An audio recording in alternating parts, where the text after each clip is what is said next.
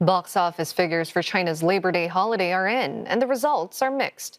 The 5-day period brought in about 111 million US dollars, which is roughly 1.5% higher than last year, but half of the 2024 Labor Day total.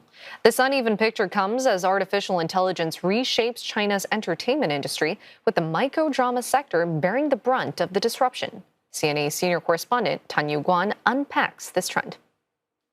The number of tickets sold actually rose about 10% from last year, but the average ticket price fell about 8% to around 36 yuan or about $5. So box office takings only edged up because of that. So what's interesting is that people are still spending, but just not always at cinemas. Official figures show there were about 32,000 commercial performances over the holidays, bringing in nearly 2.5 billion yuan.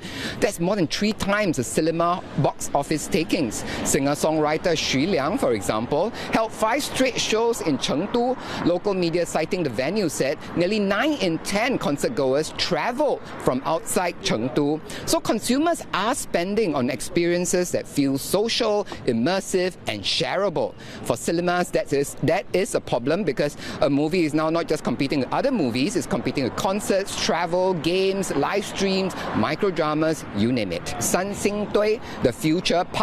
For those unfamiliar, San Xing Dui is an archaeological dig that revealed a mysterious ancient civilization in Sichuan known for its giant bronze masks. Now, this animated film is linking the ancient world to a sci-fi future. It is being promoted as one of China's first cinematic film with deep AI involvement. That's important because it means AI is moving from the virtual world into the real world cinema. For that film, AI is really showing its worth. It's remaking a long-lost civilization and envisioning a future we haven't yet seen. It shows that AI can open the door to projects that were previously too complicated or too expensive to make. But whether it can make movies that audiences care about, we'll have to wait and see. After all, we are already seeing Chinese consumers turning away from cinema to other experiences that bring them more emotional value, such as concerts, for example. So content really is still king. For those unfamiliar, microdramas are short dramas made for mobile viewing. Episodes can be just a few minutes long. Because many of them follow a familiar format, they are especially vulnerable to AI disruption. Already by one count, there were about 128,000 AI microdramas or comic-style dramas in circulation by the end of February. Some are doing well. Xinhua reported that one AI-generated microdrama, Feng Shui Tianshi, crossed 100 million views within 12 hours on Douyin. That shows you just how fast this format can travel, especially when the content is visual. Fantasy, sci-fi, historical worlds, elaborate costumes, big effects. AI is good at producing that kind of spectacle cheaply. Official message from the industry is that AI is here to empower creators, not replace them. And that is partly true, but the labor concern is real. The top stars and directors are untouched for now, but those in the middle or lower tiers, especially those in microdramas, are already losing their jobs in droves. Here's what they're saying on social media. Take a listen. 朋友们，真的已是寒冬了。今年相对于去年来说，戏少了很多，特别是短剧会遭受到了很大的重创。众所周知，因为咱这边 AI 的一个更新迭代，这个状况就是很突然，感觉一夜之间这个大家都失业了，恐怖程度呢堪比疫情。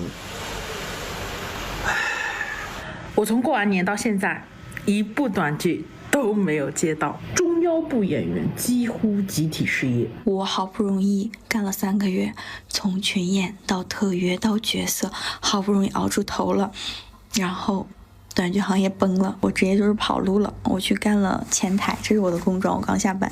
然后我看我们朋友圈，我看有的说要去广州送外卖。You can really hear the anguish there, isn't it? Microdramas became a hit genre just a couple of years ago. For some of these folks, microdramas was their quick ticket to fulfill their dreams of acting as a living. But just as quickly, their dreams have now been dashed by AI. In microdramas, you're already seeing AI content flooding the market, but are they capturing eyeballs? That's the question. Industry reporting suggests among over 100,000 AI works now online, only about 0.1% crossed the 100 million view mark. That's low by Chinese standards. So AI can flood the market, but it cannot guarantee a hit. What's more, how some of those views come about can be quite questionable. Some industry insiders are saying that the buying of advertising or online marketing can take up to 90% of the total production cost. So only about 10% is invested into making the content. Will cinema go the same way? Well, here's food for thought. Over the holidays, the top two films accounted for more than 60% of the box office. One was Han Zhan 1994 or Cold War 1994, held by familiar names from Hong Kong, especially in the crime film genres like Zhao Yunfat, Aaron Kwok, Tony Leung. But the top earner was 消失的人, a suspense film that caught up from behind. How did it get there? Well, the crime suspense film got there by word of mouth. That suggests people will still pay for films they think are worth it. So a big screen is not enough. They need big stars, big emotions, big stories, which will drive good reviews. So the question is not about what tool is being used to make a movie, it's about how well a movie can move people to buy a ticket at the box office. So for the survival of cinemas, that is really the real question.